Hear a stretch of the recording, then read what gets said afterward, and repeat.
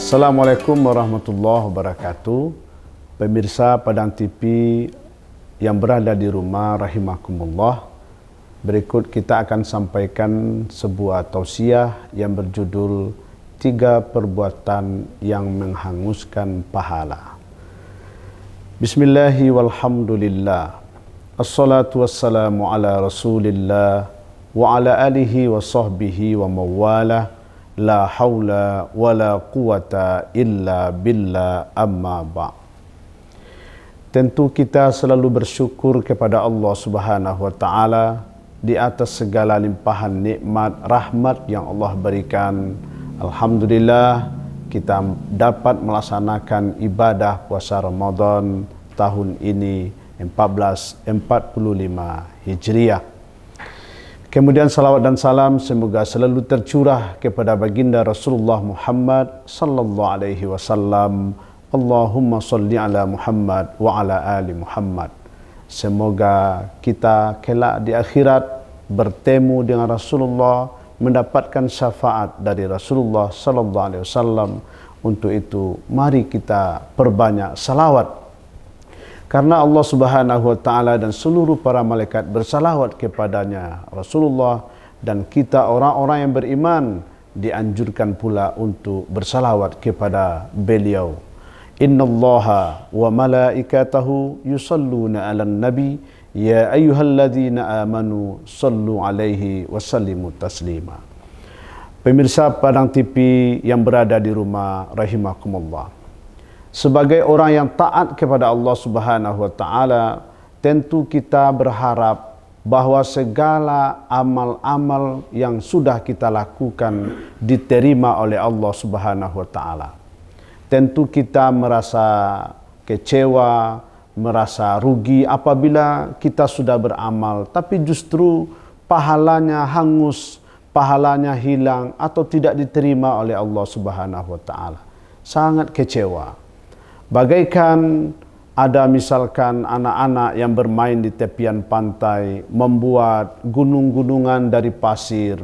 Lalu ketika istana-istana dari pasir itu selesai mereka buat, datanglah ombak menghantam, maka gunungan pasir tadi, istana pasir tadi kembali rata seperti sedia kala.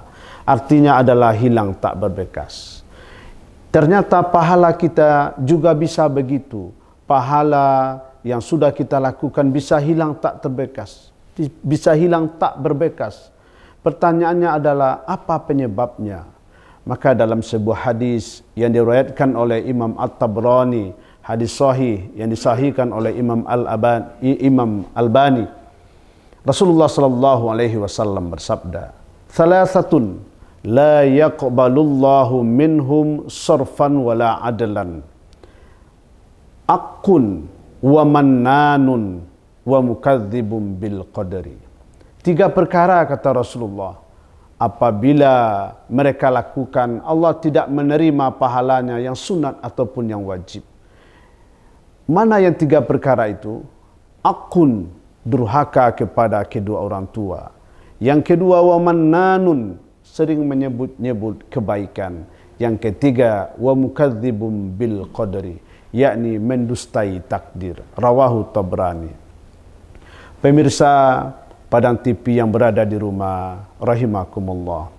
Dalam hadis ini jelas Rasulullah sallallahu alaihi wasallam sebutkan bahwa 3 perbuatan yang menghanguskan pahala, yang menghilangkan pahala kita adalah yang pertama, akun.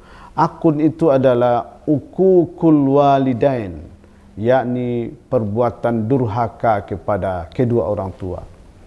Ternyata manakala seseorang sudah melakukan banyak amal, apakah sarfan wala adalan, apakah yang sunat ataupun yang wajib, lalu dia durhaka kepada orang tua, maka hanguslah, hilangnya pahala yang mereka lakukan. Na'udzubillahi min dzalik. Tentu pemirsa Padang TV yang berada di rumah rahimakumullah, kita jauhi, kita hindari, jangan sampai kita menjadi durhaka kepada orang tua yang apabila itu dilakukan maka menyebabkan hilangnya seluruh amal perbuatan kita. Ternyata Di dalam Al-Quran dan hadis, Allah Subhanahu wa taala mengurut dalam Al-Quran dan juga begitu Rasulullah mengurut dalam hadis. Amalan terbaik setelah ibadah menyembah Allah, setelah solat, ternyata tidaklah haji, ternyata tidaklah umrah, ternyata tidaklah amal-amal yang lain. Amal yang terbaik setelah solat menyembah Allah adalah berbakti kepada kedua orang tua. Allah sebutkan dalam Al-Quran, Bismillahirrahmanirrahim, wa'budullah wa la tusyriku bihi syai'a wa bil walidaini ihsana. Dan sembahlah Allah, janganlah engkau perserikatkan dia dengan suatu apapun. Yang kedua, berbuat baik kepada kedua orang tua.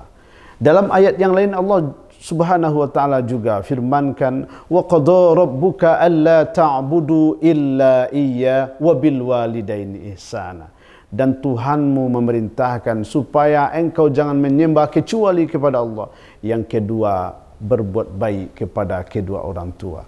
Itu dalam Al-Quran Allah urutkan perbuatan yang terbaik setelah solat.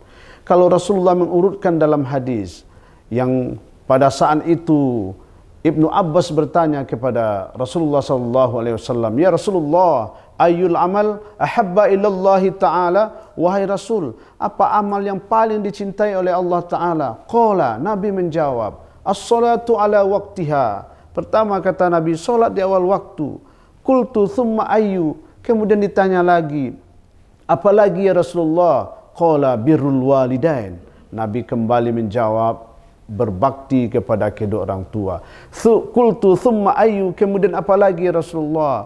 Qala al-jihadu fi sabilillah. Berjihad di jalan Allah. Diurutkan oleh Rasulullah dalam hadisnya bahwa amalan terbaik setelah ibadah, setelah solat menyembah Allah adalah berbakti kepada kedua orang tua. Wajar Allah Subhanahu wa taala tidak menerima amal seseorang manakala seseorang itu akun atau ukukul walidain, durhaka kepada kedua orang tuanya, tak diterima amalnya. Pemirsa Padang TV yang berada di rumah yang dirahmati oleh Allah Subhanahu wa taala. Itu yang pertama. Yang kedua, perbuatan yang menghanguskan pahala adalah wamannanun. Wamannanun itu adalah sering menyebut-nyebut kebaikan. Amal-amal yang sudah dilakukan, infak sedekah yang sudah diberikan, membantu orang lain yang sudah diperbuat, disebut-sebut kebaikan itu, ternyata menyebabkan hilang, ternyata menyebabkan hangus, lenyaplah pahalanya. Di dalam Al-Baqarah Allah Subhanahu wa taala sebutkan, ya ayyuhalladzina amanu la tubtilu shadaqatikum bil manni wal adha. Hai orang-orang yang beriman, janganlah engkau hilangkan pahala sedekahmu dengan cara menyebut-nyebutnya dan menyakiti perasaan penerima.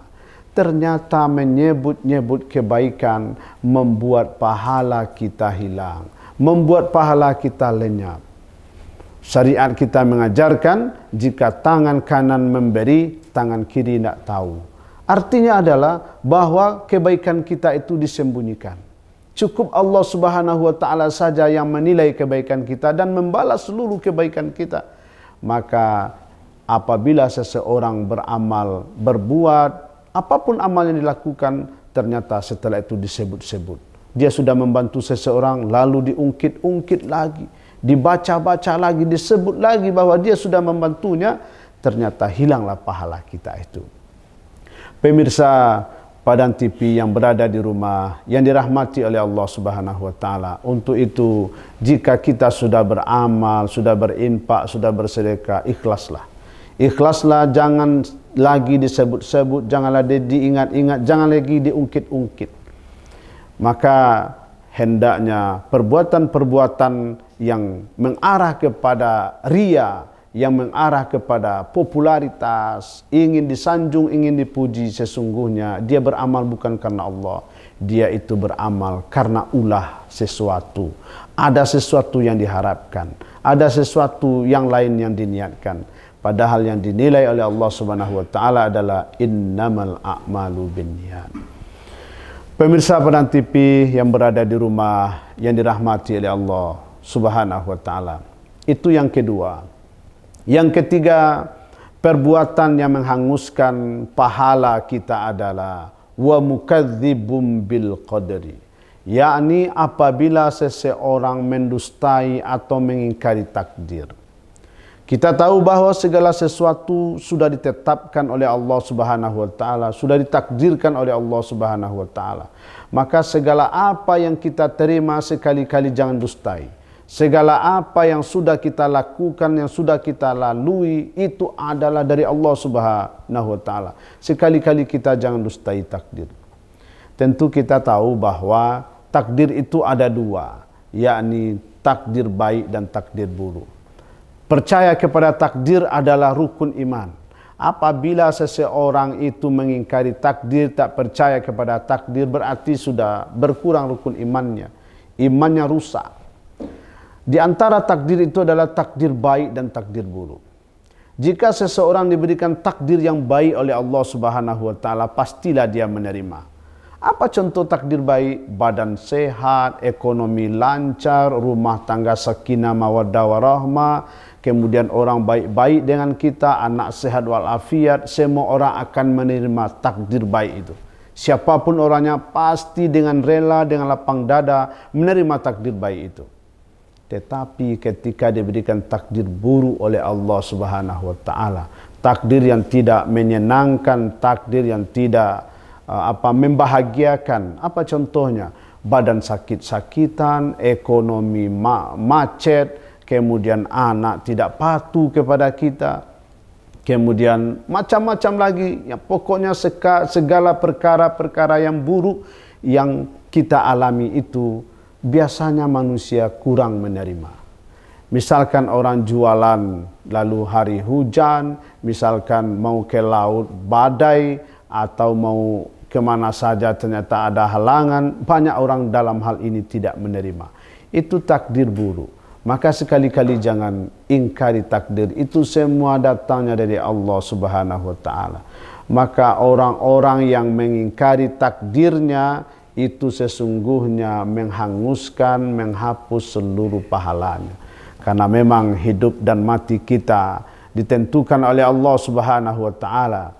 Allahus Samad, Allah tempat kita meminta, maka mintalah kepada Allah. Lalu setelah meminta, lalu kita menerima takdir baikkah menurut kita, burukkah menurut kita, maka terimalah semua itu. Kadang pemirsa Padang TV rahimakumullah, kadang segala sesuatu yang kita anggap buruk itu ternyata menurut Allah baik. Ternyata baik menurut kita, itu buruk menurut Allah. Jadi terima sajalah segala apa yang Allah berikan kepada kita berupa takdir baik, takdir buruk. Disinilah letaknya keimanan kita kepada Allah Subhanahu wa taala. Pemirsa Padang TV yang berada di rumah rahimakumullah, 3 perbuatan yang menghanguskan pahala kita. Yang 3 perbuatan ini bukan untuk diamalkan. 3 perbuatan ini untuk ditinggalkan. Jadi ada pengetahuan untuk dikerjakan, ada ilmu untuk ditinggalkan. 3 perbuatan ini sekali-kali jangan dilakukan. Yang pertama, durhaka kepada kedua orang tua, jauhi. Yang kedua, menyebut-nyebut kebaikan, sekali-kali jangan. Yang ketiga, mengingkari takdir. Inilah yang kita jauhkan supaya amal-amal ibadah kita diterima oleh Allah Subhanahu wa taala.